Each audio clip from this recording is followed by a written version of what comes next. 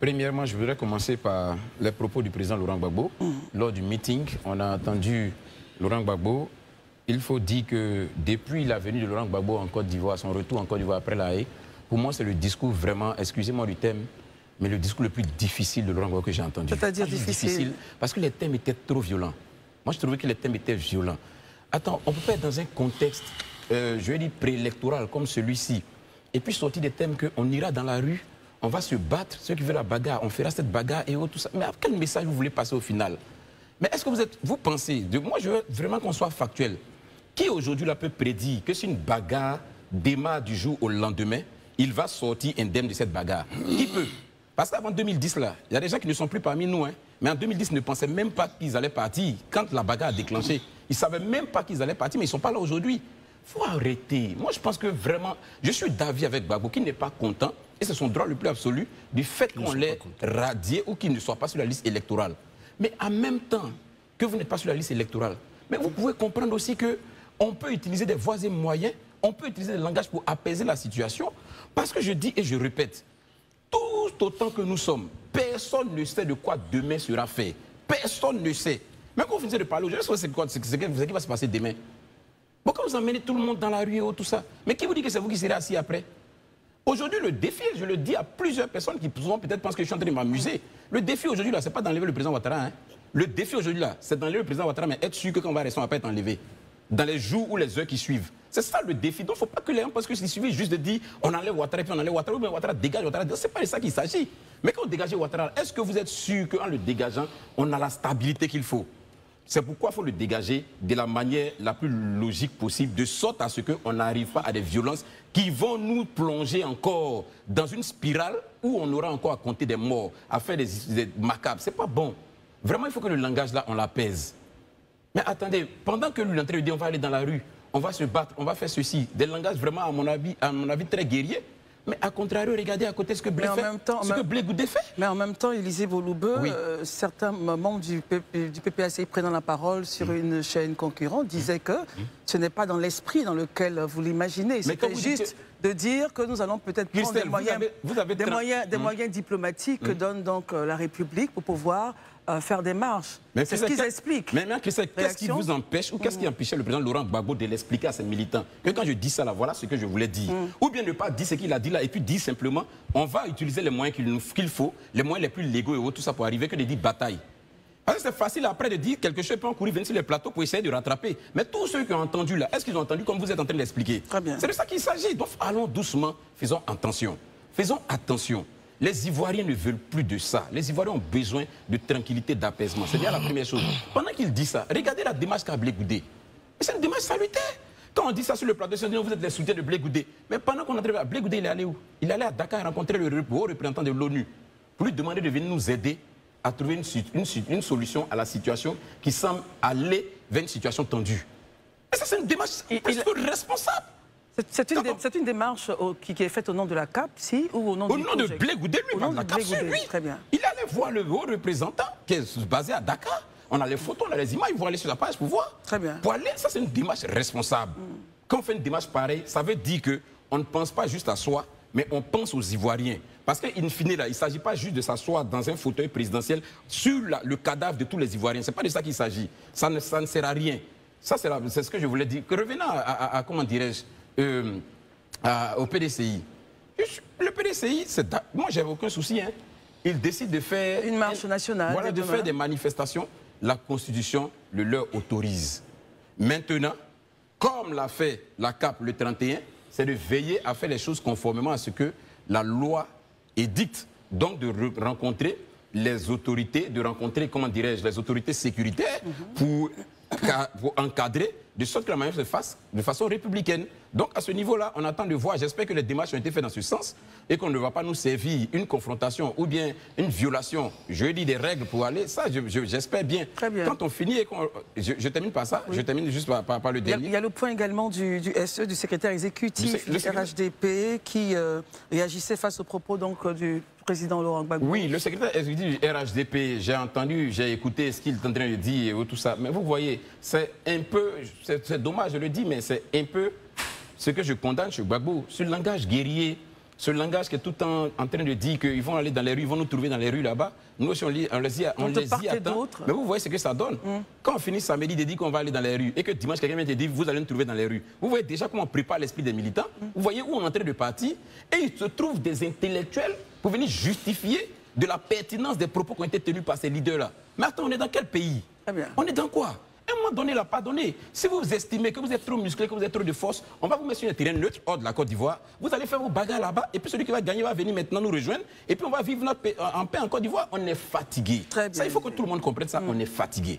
Avant de vous laisser regarder la suite de cette vidéo, expliquez-moi ceci s'il vous plaît. Le défi aujourd'hui, les propos d'Élysée, le défi aujourd'hui, ce n'est pas d'enlever le président Alassane Ouattara, c'est de l'enlever et d'être rassuré qu'on sera toujours au pouvoir les heures ou bien les jours qui vont suivre. Aujourd'hui, le défi, je le dis à plusieurs personnes qui peut-être pensent que je suis en train de m'amuser. Le défi aujourd'hui, ce n'est pas d'enlever le président Ouattara. Le défi aujourd'hui, c'est d'enlever le président Ouattara, mais être sûr que quand on va rester, on ne va pas être enlevé. Dans les jours ou les heures qui suivent. Qui a compris ça? Je m'appelle Mr. A. Arao et si c'est votre première fois, n'hésitez surtout pas de vous abonner. Voici la suite de la vidéo pour vous et n'hésitez surtout pas de vous abonner. Très bien. Marius, comment est votre commentaire sur les différents points énoncés? Bon, écoutez, moi j'ai écouté avec beaucoup d'intérêt le président Laurent Gbagbo à Port-Boué. J'avoue que j'ai toujours défendu sur ce même plateau l'inscription de son nom sur la liste électorale en usant par la voie du dialogue. J'ai toujours souhaité, j'ai toujours en appelé à la voie du dialogue. Comme lui-même le disait hier, asseyons-nous et discutons. Alors, il faut privilégier cette voie pour ce que nous savons de l'histoire de notre pays.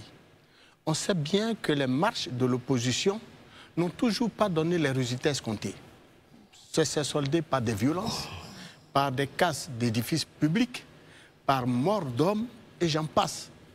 D'aucuns nous rétorquent que les rassemblements publics sont reconnus par l'eau noire. Mais la plupart de ceux qui nous rétorquent cela, moi je suis dans la société civile, j'ai déjà organisé des marches dans ce pays. Ça a engendré 2 morts. Je ne suis pas venu à la tête du mouvement consumériste national pour recenser des morts.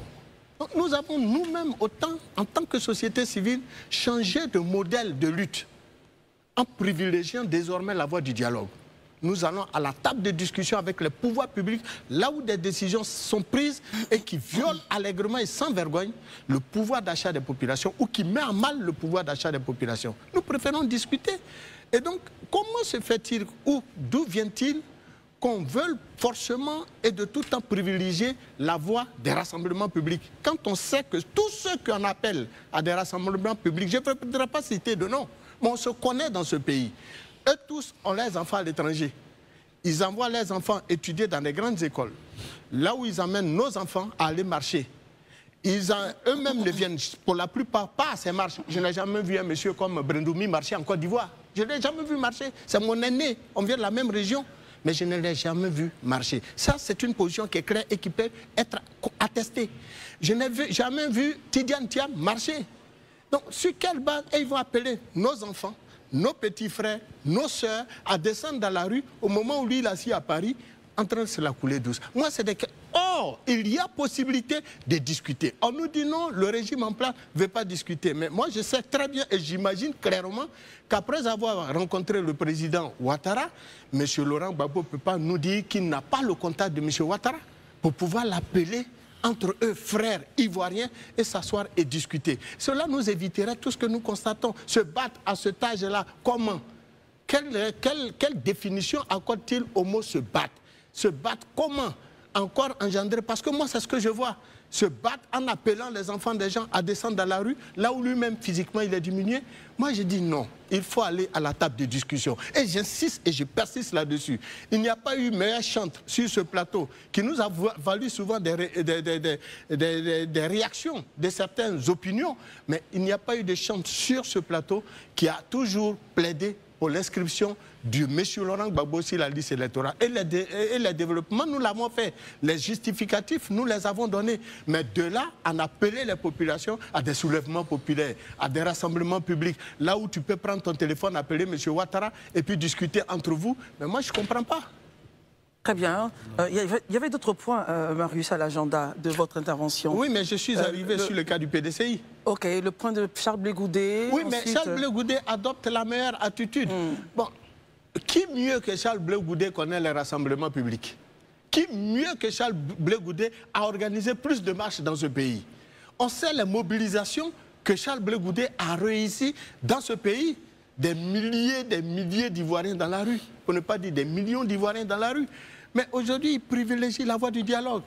Bien entendu, je rappelle que sous le président Gbagbo, que sous le président Bédié, le régime actuel et son leader, M. Ouattara, avaient connu les mêmes problèmes d'inscription sur la liste électorale. Mais ils ont dû procéder par justement ce que les autres en appellent aujourd'hui. Mais nous disons non, il faut tourner la page de la violence en Côte d'Ivoire. On ne va pas s'éterniser dans le système de violence. C'est pour ça que nous en appelons à la voie du dialogue. Parce qu'on sait comment appeler les gens à descendre de la rue, on sait les appeler à descendre de la rue, on sait quand les appeler à descendre de la rue, mais est-ce qu'on a la capacité du contrôle de ceux qu'on appelle à descendre de la rue? Quand on sait que très souvent, ils s'attaquent aux édifices publics et souvent même à des biens privés. Mais je dis bien que les marcheurs, là, qu'ils retiennent qu'en Côte d'Ivoire, il y a une loi qui dit si vous cassez le véhicule d'un individu, il peut porter plainte contre les marcheurs ou ceux qui ont organisé la marche. Ça aussi, la loi le permet, qu'ils se le tiennent pour dit.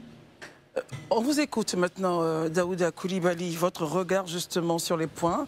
À loisir, je pourrais les rappeler, mais je pense que vous pouvez y aller. Ok, merci beaucoup Christelle. Je pense qu'effectivement, on a tous écouté le discours de Laurent Gbagbo lors de ce meeting à Port-Boué, un meeting qui avait pour but de booster le moral des militants du PPACI à un moment où Laurent Gbagbo est écarté depuis 2020 de la liste électorale. Christelle, comme il disait, lui, il a parlé de difficile. Moi, j'ai écouté beaucoup de discours de l'ex-président Laurent Gbagbo, mais c'est le discours le plus désespérant qui m'a été donné d'écouter. C'est un peu dur quand même, Daouda. Oui, mais c'est ce que j'ai ressenti, c'est mon opinion sur la question. J'ai trouvé le discours assez désespérant. Parce que quand on va sur la forme et le ton du discours, le ton du discours, il y a une forme d'irresponsabilité. Pourquoi est-ce que je dis cela? Parce que dans son discours, quand tu fais la trame, la première des choses, c'est que ça attise les tensions politiques. Quand on sait d'où nous venons, où nous sommes quittés pour être là aujourd'hui. La deuxième des choses, c'est que dans son discours, il y a une banalisation en fait du discours de la conflictualité verbale. Et l'autre chose qui a véritablement attiré mon attention, c'est le fait d'attiser les tensions identitaires. C'est-à-dire?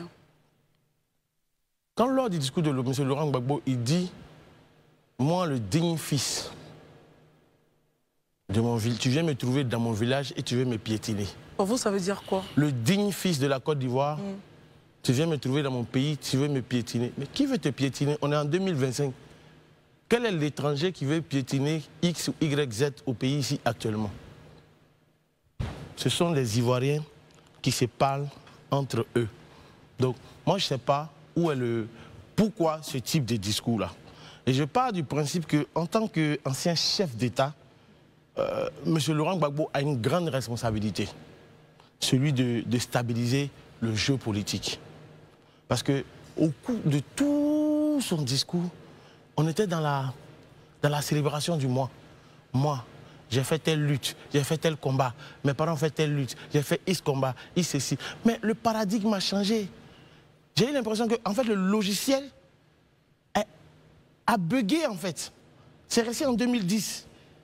Nous sommes en 2025. Le paradigme des Ivoiriens a changé. Quand tu demandes à n'importe quel jeune Ivoirien aujourd'hui, tout à l'heure on parlait du baccalauréat, les gens veulent savoir dans quelle université ils vont partir, comment ils vont se soigner, comment ils vont se nourrir, comment ils vont se sécuriser. Voici les réalités que les Ivoiriens attendent véritablement. Mais malheureusement, on est resté à discuter du destin d'un homme, de l'équation personnelle d'un homme. Aussi légitime soit-il, est-ce que le ciel doit tomber sur les Ivoiriens Parce qu'une personne, fut-il Laurent Gbagbo, a une équation personnelle avec la justice. Je me suis posé des questions. En tant qu'Ivoirien, j'ai trouvé le discours assez difficile, mais aussi désespérant. Et le ton que Laurent Gbagbo a employé pour moi, pour terminer sur la question de Laurent Gbagbo, c'est que ça manque d'auteur républicain et son discours est plus orienté vers de la provocation. Et je pense que les Ivoiriens méritent mieux. Ça, c'était pour le cas Laurent Gbagbo. Pour revenir au cas Charles Blé Goudé, je pense qu'à l'entame de l'émission, vous l'avez dit, la vidéo de M. Charles Blé Goudé date du 27 mai. C'est un peu... 2025. 2025. Je n'ai pas envie de dire que c'est un prophète, mais il était dans la prémonition. Parce que déjà le 27 mai, il rappelle que nous sommes tous dans l'opposition ensemble. Mais souvent, nous faisons des crocs en jambes. Pourtant, notre adversaire, ce n'est pas... C'est vrai que politiquement, on est peut-être adversaire, mais là, actuellement, on a un adversaire plus solide, plus fort, plus ancré que nous. Donc, il faut se mettre ensemble.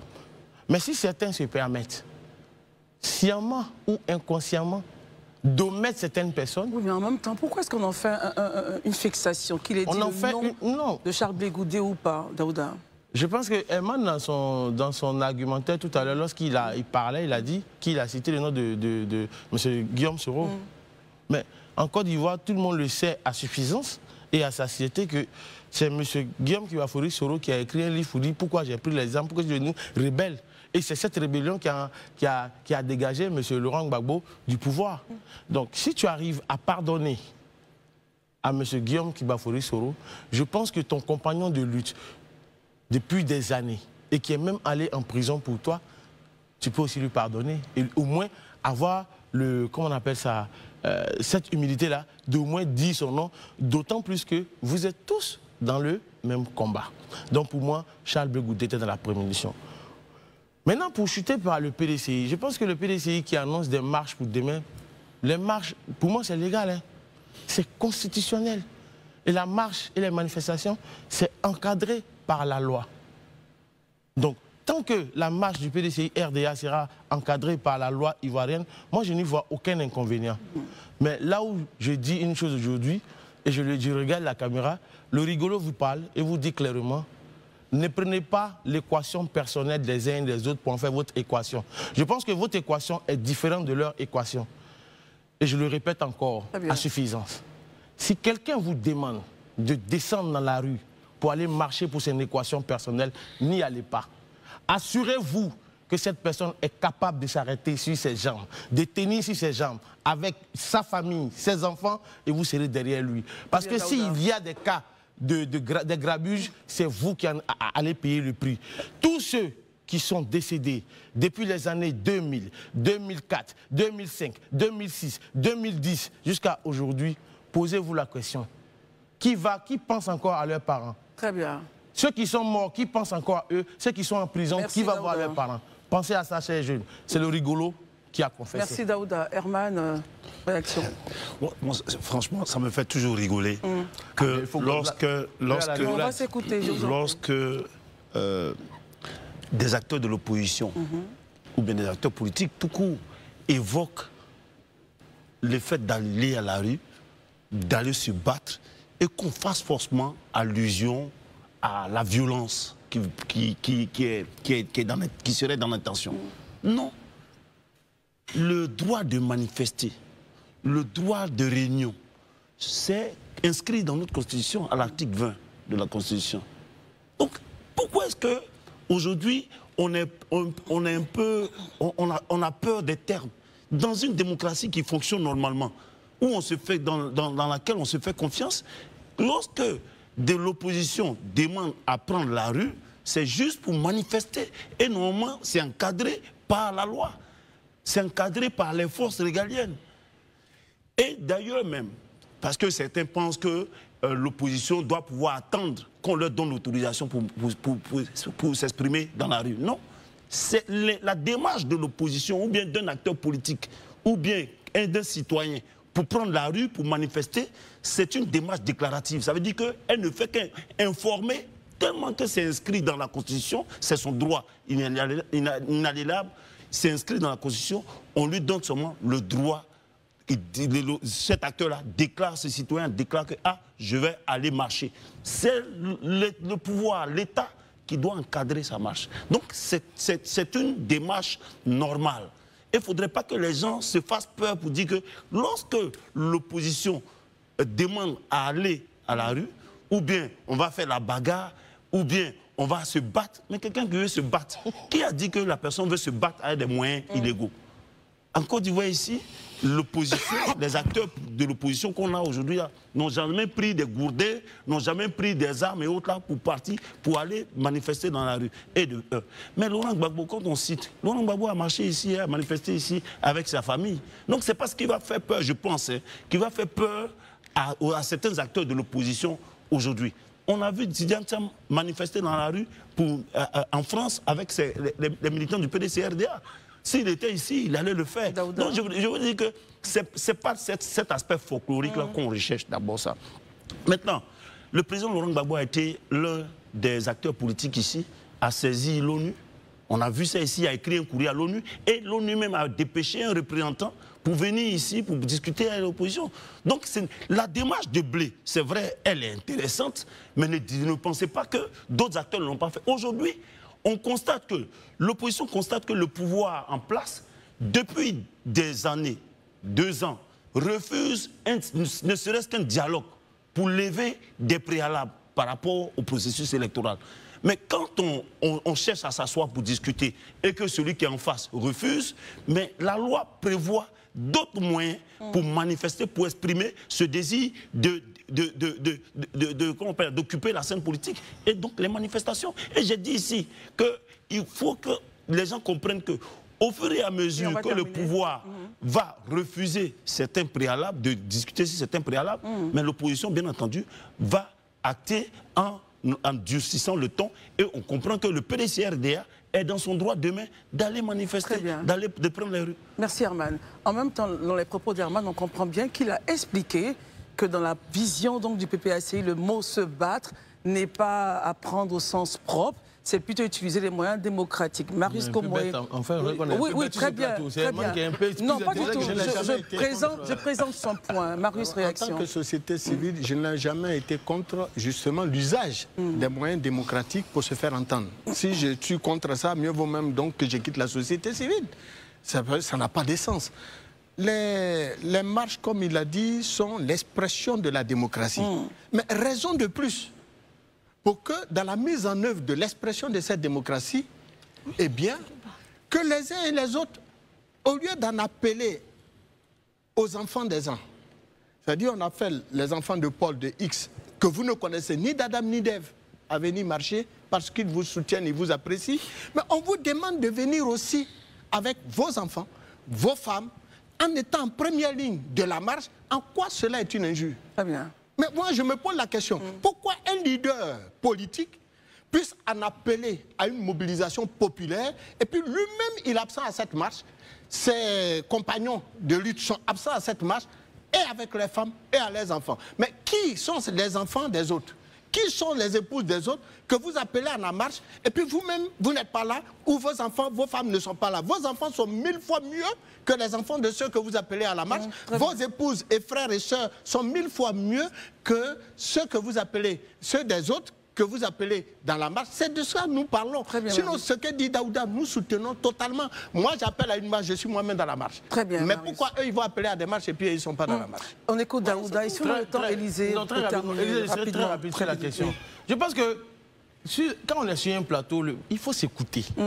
Je pense que dès l'entame des propos, j'ai dit que c'est constitutionnel. Marcher. Et une marche là, c'est encadré par la loi. Mais les députés du PDCI et de l'opposition ont marché au plateau, il n'y a rien eu. Du tout. Dans une ville de l'intérieur récemment, il y a eu marche, il n'y a rien eu. Quel est le problème alors? Mais justement, où est le mal quand Daouda Coulibaly dit, si quelqu'un te demande d'aller marcher, parce qu'on a tous vu les conséquences des marches ici en Côte d'Ivoire. Il disait tout à l'heure que, est-ce que, on a vu l'opposition faire ceci pour dire que l'opposition, oui, elle est... Mais Herman, je tiens à te dire qu'en 2020, il y a eu coup-feu à Dabou. Des troncs d'arbres ont été coupés partout en Côte d'Ivoire. Personnellement, comme tu aimes rappeler ton histoire quand tu étais à la Maca, personnellement, je suis resté bloqué dans les embouteillages à Morofé, de 14h jusqu'à 4h du matin, parce que certaines personnes ont décidé de couper des billes de bois pour bloquer la voie, d'y mettre le feu. Que ce soit ambulance, camion citerne, camion de gaz, personne n'a échappé à la furia des personnes qui boycottent des élections. Tu ne veux pas voter, c'est ton droit le plus absolu de ne pas voter. Mais tu ne peux pas empêcher les autres d'aller voter.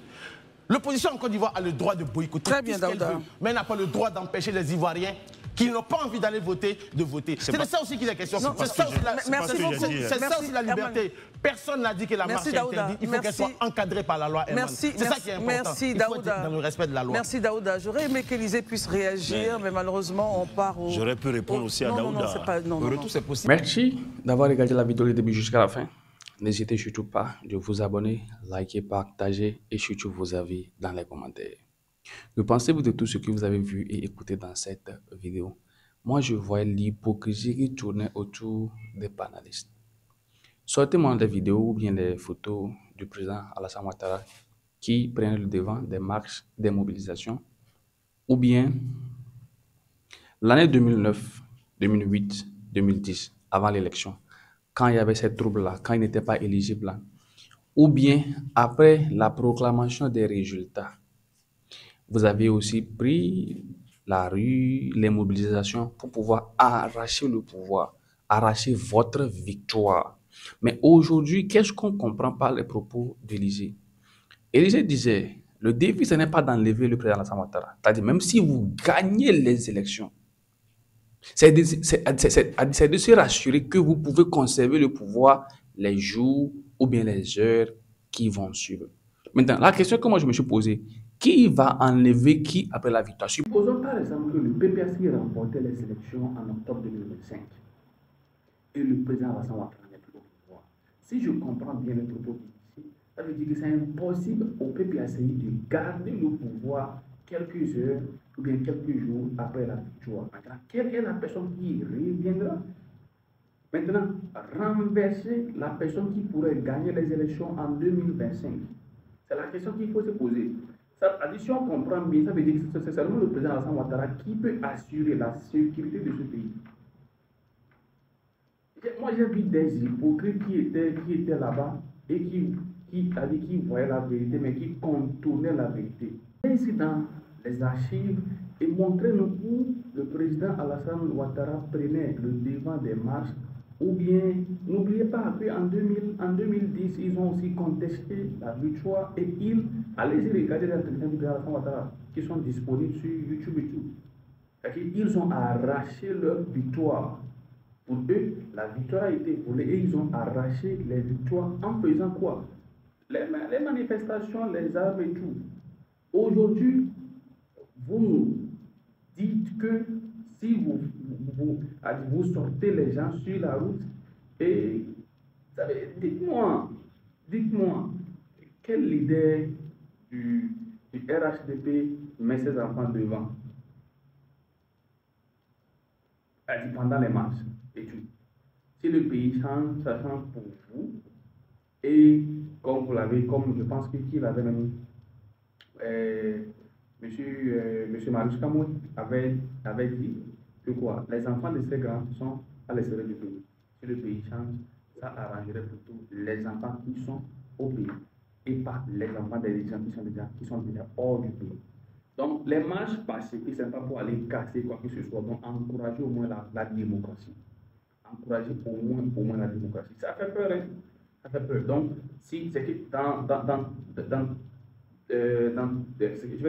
dans la vidéo là, c'est que moi j'ai pris cap, c'est que quoi, les gens ont peur, pour la place de 2025 et ça s'est traduit par les propos de lycée qui réagit.